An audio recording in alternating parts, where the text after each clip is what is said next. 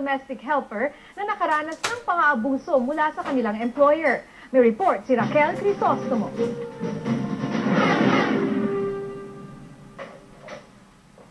Sa kabila ng maayos na pamumuhay ng maraming domestic helper dito sa Belgium, may ilan pa rin umaangal sa di makataong pagtrato ng kanilang amo.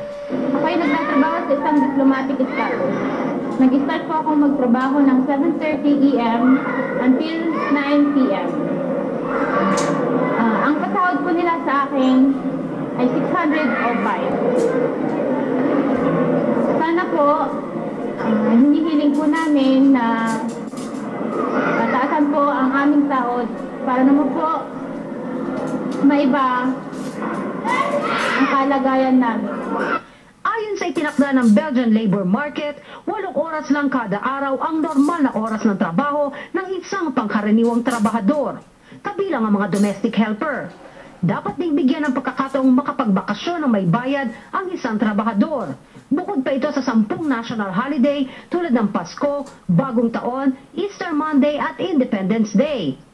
Respeto, pantay na karapatan at sapat na sahod ang sigaw pa rin ng maraming Pinoy domestic helper na sa kasalukuyan ay nakakaranas ng pang-aabuso at pandaraya mula sa kanilang mga employer. Anila, tulad ng ibang manggagawa, sila man ay may mahalaga ring papel na ginagampanan sa lipunan.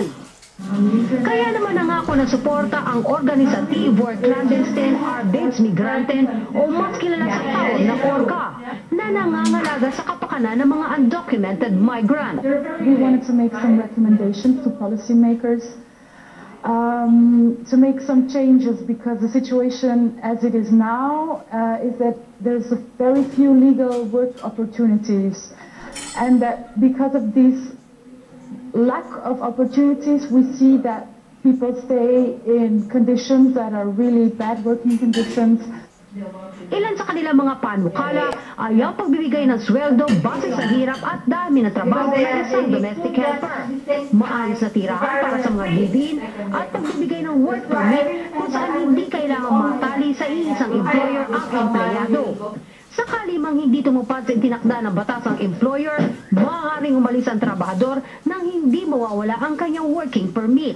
Sinimula na rin ng ORCA ang pagkausap sa ilang trade union at labor inspector na unti-unti na rin nagkakaroon ng interes na maresolba ang issue.